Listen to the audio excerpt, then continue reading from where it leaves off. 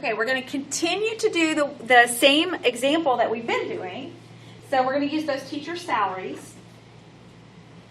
And since they're already in our calculator, I am going to come and put them on this page. Write each thing down so we know what they are. So let's see.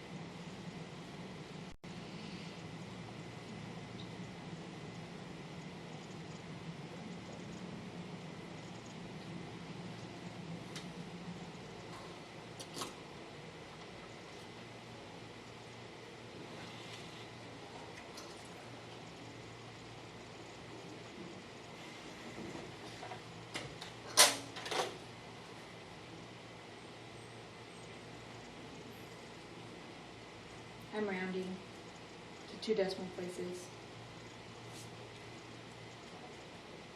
Just for the purpose of writing it, your calculator holds all the data points anyway, so.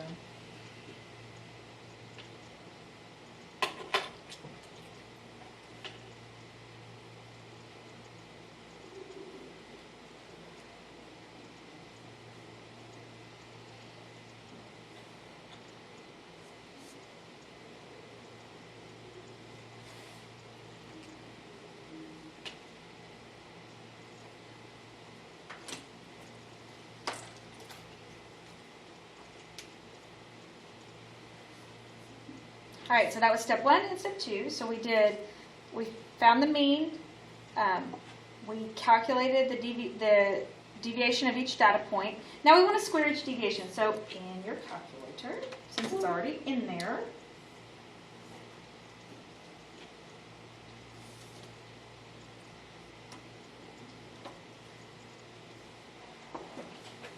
what happened? Oh, it's all gone. oh, you cleared it. I told you could clear it. I'm sorry. That's my fault. It's okay, I can just watch. You're going to go up to L3, and we just want to square each one of our deviations, and all of our deviations are in list 2. So we do second L2, and it puts a little L2 down here, and then you hit the squared button, or you can hit the caret to whatever, Oh, and it'll square it for you. that's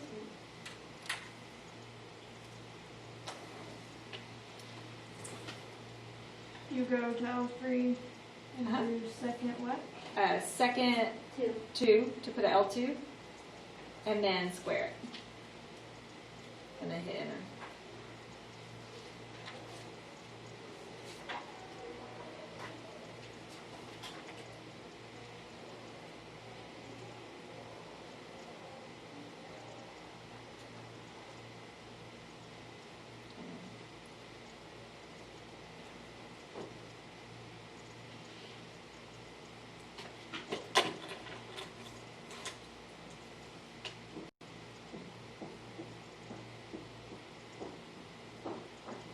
So your calculator, because the width of the column is only so wide and it can't be adjusted, it'll only show you what it can fit, which is why they're not all rounded to the same thing. But if you wanted to know if this was, so if we were in AP Stats, the AP Stats test rounds everything to 3 decimal places.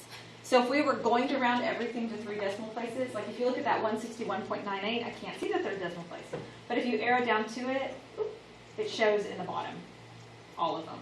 So you can still see them. You just have to highlight it so you can see everything. But I'm just going to write on here what I can see because I don't need all of it.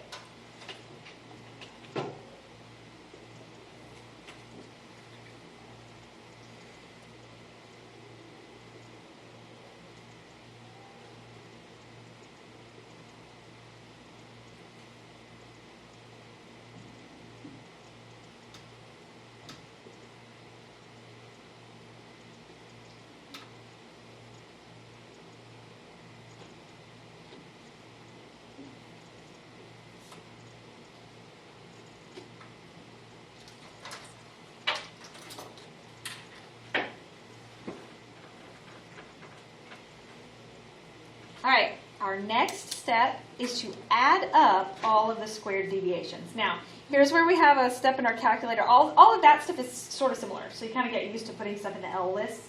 This one's different, and you might want to like write it somewhere on the side or something so you don't forget.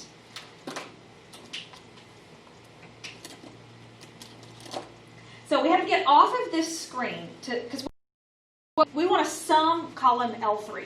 So we want it to add all of those up. And I do not want to have to sit and type all these in for a couple of reasons. Number one, I rounded, and the less frequently you can round, the better. You really want to store all of your data points and everything in your calculator until your final answer, and then round.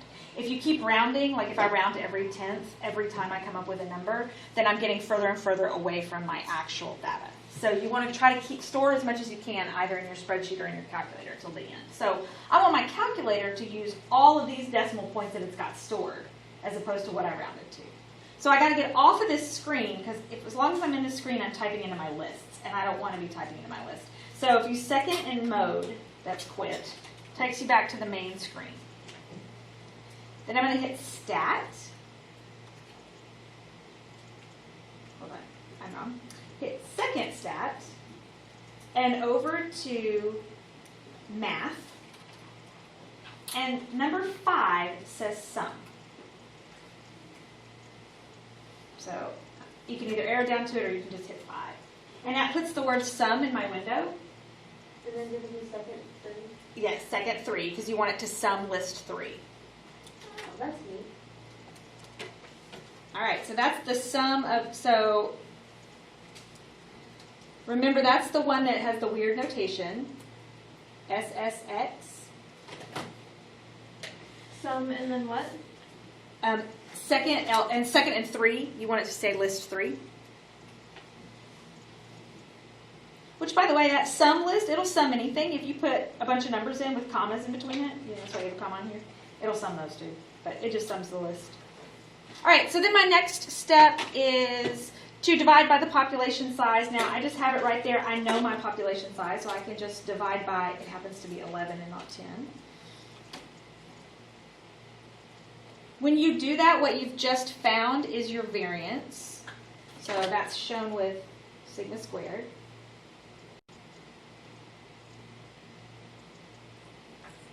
And then you take the square root of that to get the standard deviation.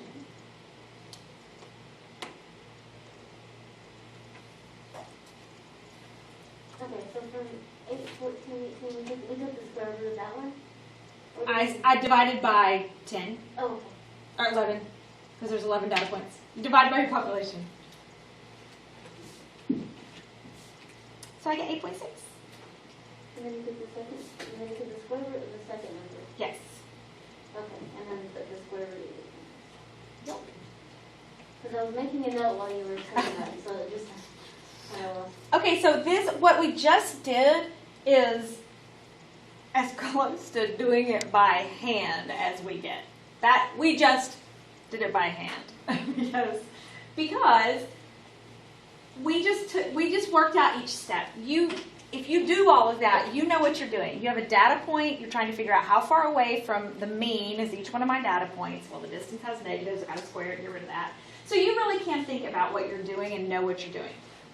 With all that said, we could just go stat calc 1, where we got our mean,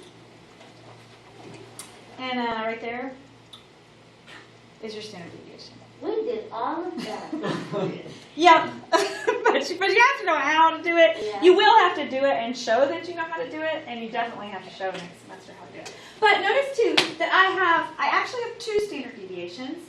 I have this standard deviation of 8.6, and then the one above it is also a standard deviation. That's the standard deviation of the sample, but it's not found correctly. This is technically the sample, but we'll talk about that a lot more second semester. We don't really mess with it this semester. Just know that the standard deviations are right there. All right, so next. Now we're going to look at some sample variances, just to be using the letters that they use for samples, etc. So, sample variance, and you'll see why it's different right now.